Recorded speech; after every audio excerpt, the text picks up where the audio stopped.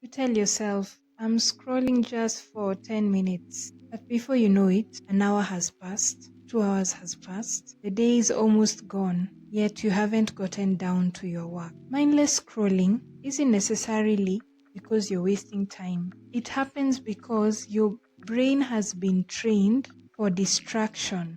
And if you were to investigate it much further, you would realize that possibly there is something happening in your life, sometimes emotionally, and you're unable to express it. For example, if you're going through any form of transition, maybe you're moving from job to job, or from home to home, or from even a country to another, and transitions for you haven't always been the easiest, or change for you does not come sometimes with the happiness and the joy that it's supposed to come with. So you find yourself mindlessly, scrolling for hours and hours on end. Sometimes it could be you're also mourning the loss of your previous life, your goals, what you thought life was supposed to be, or where you're supposed to be at such a time. But because of the circumstances that surround you, you are unable to. Sometimes when we are mourning the loss of our loved ones, and when the grief becomes so much, we sometimes gravitate towards things that will soothe us, self-soothing mechanisms. For others, it may be alcohol. For others, it may be nights out dancing. For others, it might be watching series from sun up to sundown. For others, it could be what we call doom scrolling, because you're scrolling for hours and hours on end and your productive time is being taken. So what do you do about it when you find yourself scrolling for too long? Number one would be go to your settings on your phone and first establish how many hours am I spending on which platform. For others, I might be talking about TikTok, but for somebody else, it could be Instagram. For somebody else, it could be YouTube, or it could be Snapchat or WhatsApp. So it will depend on the platform and the time in which you spend.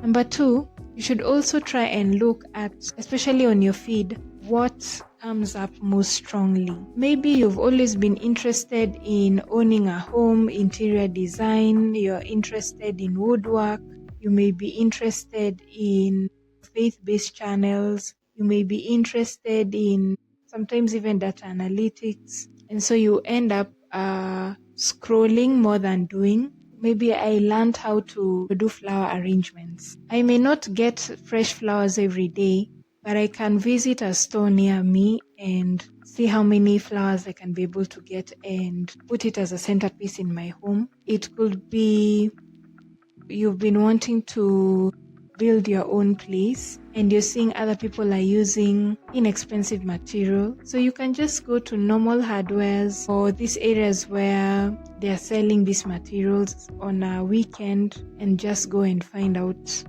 what happens, the type of material, how they're going to cut it. And you see, sometimes when we're able to curate our feed based on what we like and use it as a way for us to learn and go out there and ask, it becomes something powerful that we can use to transform our lives. Number two, you can decide to swap positions of those apps that are taking too much of your scroll time. For example, TikTok, Instagram, YouTube. There are so many courses out here to learn, like Udemy, Coursera, Blinkist, even Duolingo to learn new languages, and you can put them at the what we call center front of your phone, whereby when you scroll you see it, and so you are able to use more time learning than scrolling on phone. Of course, depending on the hours of or rather runtime that you use to scroll these social media platforms, depending on the settings, others may be 2 hours, 3 hours, 4 hours, others even 8 hours, others even more than 20 hours.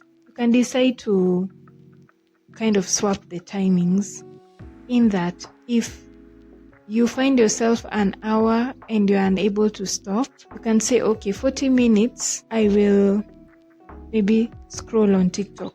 Then 20 minutes, I will go on Coursera and learn about a particular subject or gain a certification. Every day, for the next 7 days for 20 days. Number 2, curate your feed. If, for example, you've decided, okay, I'm going to swap positions of my app and I'm going to learn about data analytics and Excel, you can curate your feed by looking for, using the search tab, Excel basics, data analytics, Power BI. You can even look for things like interior design made easy, DIY projects, such that even when you scroll, you are able to see and able to practice, so that the skills do not go untapped. And lastly, you can also switch applications on phone for an actual book. Try and, create your own home library. And books are really inexpensive. You can even get one, especially in Kenya, for 500 shillings or $5, or even for less than $10 or 1,000 Kenya shillings in local bookstores. And swap that time. Let's say you're trying to, gain a reading culture. You can say, every day I'm going to read at least 15 pages. You can divide it morning 7.5, evening 7.5, or you can do in the evening so that you relax your eyes at night. You can switch it to a book. You can start with fiction. For me, I love African literature, or you can start with self-help books. Because this will help you to also take hold of your time and to be able to refocus on other things. Also, reading helps you to refocus, especially if you do it in the mornings before work. It makes you focus more than when you are scrolling online the entire morning.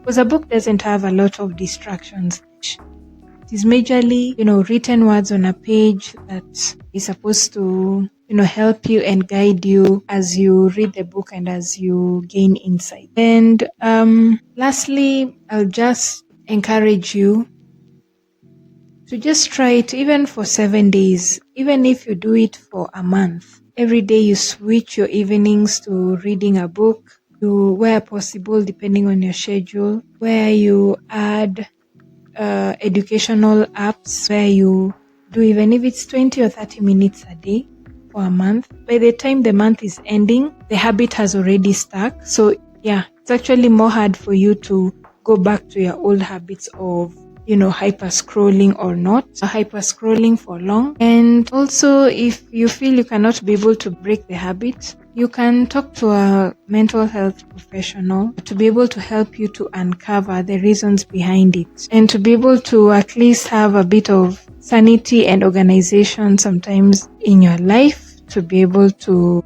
be productive and do the things you actually want. So let me know in the comments how, this habit or how doom scrolling has affected you, and how you are able to have been able to rise from it, strategies you've used. Have you used a real book? Have you used audiobooks, which I didn't mention, but you can also use audiobooks and listen to them, as you take your breaks, whichever period that's most comfortable for you. How maybe scheduling that time to read, or to gain insights and knowledge about a particular subject area has been instrumental for you. And yeah, we are able to, touch base on that. So thank you very much again for spending time and watching this video. And I hope to see you in the next video. Goodbye.